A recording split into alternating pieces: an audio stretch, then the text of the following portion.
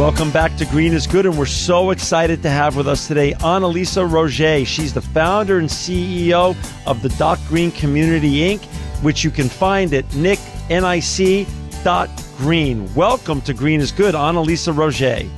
Hi, John. Thank you. Great to be back. Thanks for joining us today. And before we get talking about what you're doing with the DotGreen Community and with nicgreen.com, and for our listeners out there that would like to follow along, they could go to nic.green, nic.green. I'd like you to share the Annalisa story. You know, what led up to this?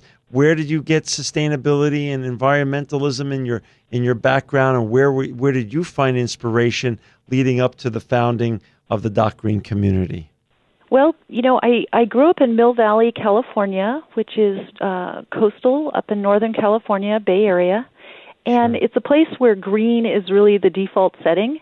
Everybody there is unique and everybody matters. And it's I'm sure that did play a part of it. The Bay Area continues to be full of organic juice bars, and up north we've got sustainable llama farms, the whole thing. So green is just normal where I come from. What became then your tipping point and epiphany to be the founder and the CEO of the DotGreen Community, and when did that happen, and when did you found the DotGreen Community after your sort of epiphany and your aha moment? My father was an internet pioneer. He was working out of the Virgin Islands, Caribbean region. He was doing computer development through UNIDO, United Nations Development. He brought in the first, he called it the Freenet. He brought in the first access of internet to the Caribbean, and later Latin America came off of his node there. So he was also part of something called ICANN, the governing body of the internet. That was starting. It was just starting under the Clinton administration. Unfortunately, he passed away in 2002, but sort of as a tribute, I ended up attending an ICANN meeting because I wanted to meet some of the other pioneers and his colleagues who knew him professionally. And it was amazingly inspirational. It was full of computer geeks and internet pioneers and people experienced in international governance, and it's where our internet is policies are drawn up and our internet is governed from ICANN. It's an amazing multi-stakeholder model. It's actually it felt very green. It's very consensus based. To me, learning more about the internet, the inner workings, the people, the altruistic vision of so many of the people behind on the internet who work on it, and my green background, it kind of dovetails together, at least in my mind, and I came up with this idea of DotGreen. It's something that the green movement could really use the internet to help forward. And when was that? That was in 2007. We have so many listeners around the world, Annalisa. Talk a little bit about then the evolution from the epiphany and the idea, and you did a great job framing your father's background, and now you have this great idea. How long did it take you to germinate it, nurture it, give it sunshine, give it attention, give it water, give it fertilizer, and get it born? You're absolutely right. Now that you're painting the great picture yourself, John, it was. Right. I would describe this as a labor of love. Right. Started out with a heavy dose of naivety on my part. I did approach this as wanting to do my part in the green movement, which so many of us around the world know that we either are a part of it or we want to be a part of it, but often we don't know what to do. So I was definitely searching for what could I do for the green movement, and I had these components going on in my mind, and so I thought, if we could have our own space, if the movement could have its own space on the internet, that would actually make it easier for other internet users, other people like me, to do their part, because we could make spreading of awareness of green so easy if we really focused the internet in that way. And that's what the DotGreen top-level domain is actually designed to do, make it easy to spread awareness of green. So you're basically, the way I want to understand this, but I want you to tell me if this is right, you're the GoDaddy for the DotGreen world. So if I want to take John Shigarian, do johnshigarian.green. I come to your website. If you want to take Annalisa Roger and get your name with a .green, go to your website. Well, John, what's really exciting is actually GoDaddy is going to be one of our customers. So that means you could actually go to GoDaddy and get your name, John. John. I love it. I love it. So you're going to be able to go to GoDaddy and get a .green, but I could also come to Nick.green and get it as well. If you come to Nick.green, I'll tell you this is exciting. You will see, and we'll also have another website, going.green. See, again, it's not live, so it's probably going to be live, But okay, we'll say Nick.green because we can forward it. That's what we'll do. Got it. Okay. Perfect. So John, if you go to Nick.green, what's really exciting is you will see a list of all the registrars that have partnered with us to sell these .green names. Wonderful. So we've already spoken with GoDaddy. They are going to be selling these names. We've spoken with lots of the other registrars that customers are going to already have accounts with, and they can go to their regular registrar. And if they've never bought a .green domain name or another domain name before, they will actually be able to choose and click on any of the registrars, the accredited registrars that are listed there. So it's very easy to buy a .green domain name. For our listeners out there who just joined us, it's Annalisa Roger is our guest. She's the founder and CEO of the DotGreen Community.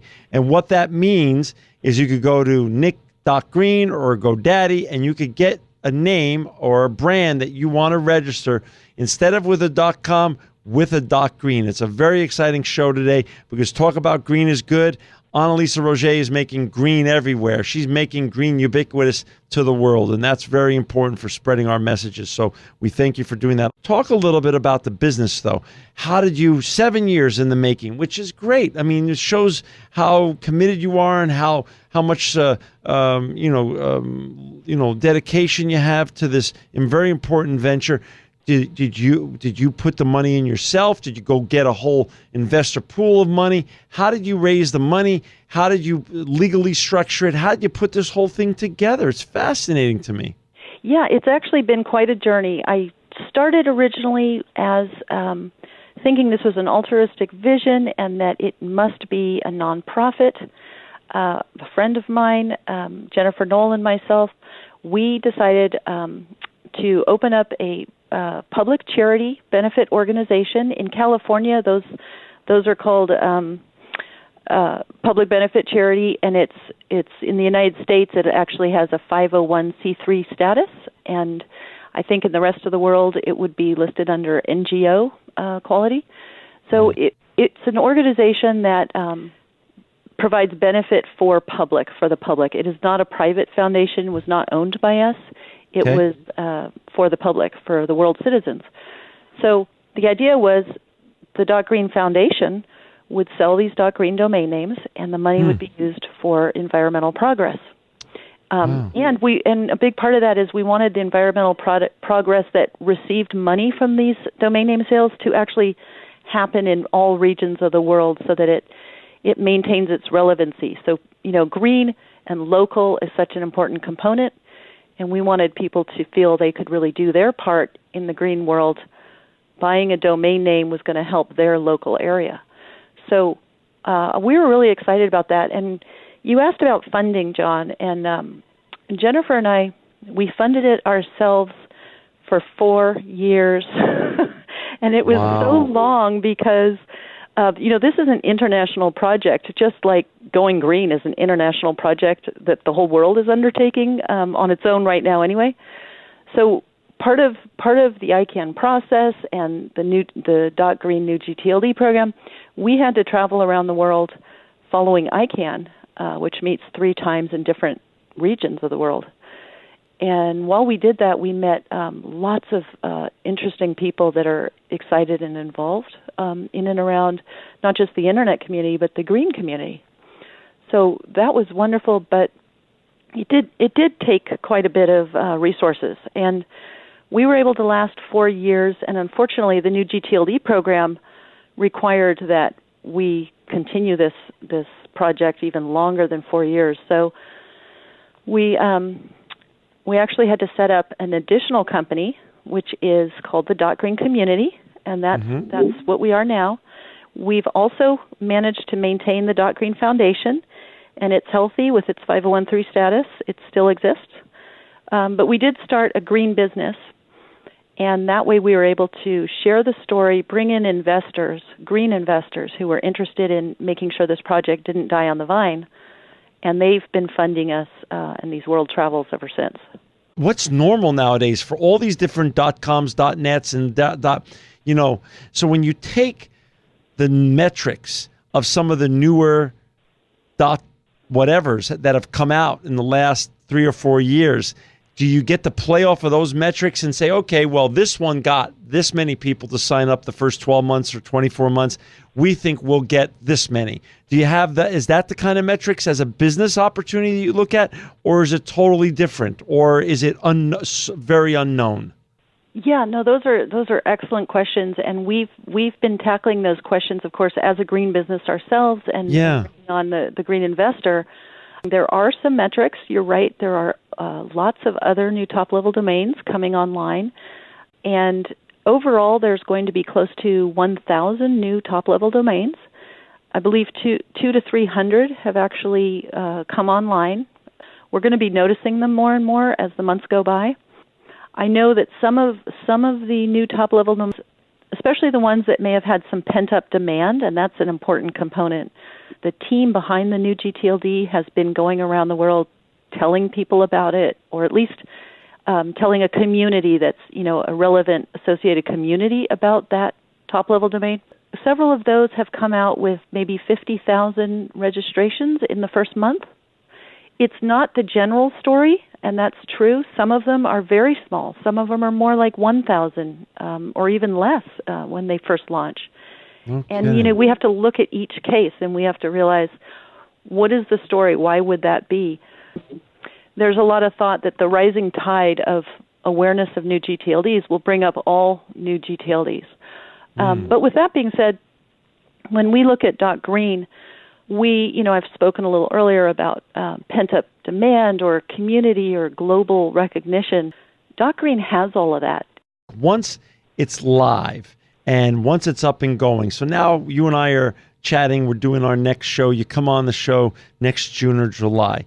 What's your expectations for the first year or 2 years? How many people are going to sign up for how many names? Do you have some numbers or some metrics on what should be happening? Yes, we are extremely excited because this whole project is about people. It's about the green movement, and we know the green movement has been growing rapidly and tremendously these last 7 years that we've been running this project. There's a huge amount of interest in green, and it's not just people. It's not just Northern California, Bay Area people, It's worldwide, and we've seen that as we traveled. We've seen billboards in languages all over the world with a common thread of the word green. Green, Green, will be written amongst script or, characters or foreign languages. So green belongs to the people. I definitely wanted to show that I recognize that. Green is already out there. It belongs to the people. It's associated with sustainability. All we're doing is giving green its own home on the internet, so it'll be known as DotGreen. And the work that's going on from the green movement, the green economy currently, will continue and will continue to grow. Now it has an additional place on the internet where it can grow. So our expectation and excitement is pretty big because we know that this is something that's needed. This is something that's out there. Green is necessary. People are passionate. Green business is real. Companies are saving tremendous amounts of money by going green. There's lots of reasons to go green. Now we've got a dedicated place on the internet to do that. I love it. I really love it. I think our first year is going to be pretty exciting. Yeah. We're down to the last minute and a half or so. I want to leave it to you now, Annalisa. Share, as an ecopreneur, share a little bit of some pearls of wisdoms with the next generation of ecopreneurs that are listening to this show around the world. Whatever couple things you've learned during your journey of starting this business, and then we'll have to say goodbye in a little while. Okay, absolutely. Well, I want to say that, this journey, this project of bringing a new top-level domain to the green movement, it took 7 years, but we never gave up. We always believed. I knew in my heart it's good. Like you said, green is good, so it's the right thing. It had to get out there. And I stuck with it, and I have team members and supporters that stuck with it.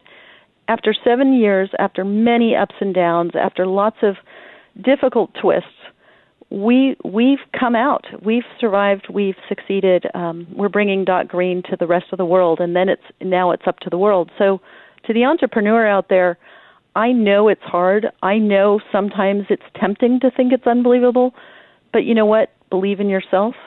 Stick with it. If you're doing a green project, think of having a website at DotGreen and know that what you're doing is the right thing. Never give up. You will make it. And we need you. We need every single one of you out there to do your part. And that's what DotGreen is there for, is just help support you in your next journey. So, well, Annalisa Roger, we need you, and thank you for being a green visionary, an ecopreneur, and making the world a better place. You are truly living proof that green is good.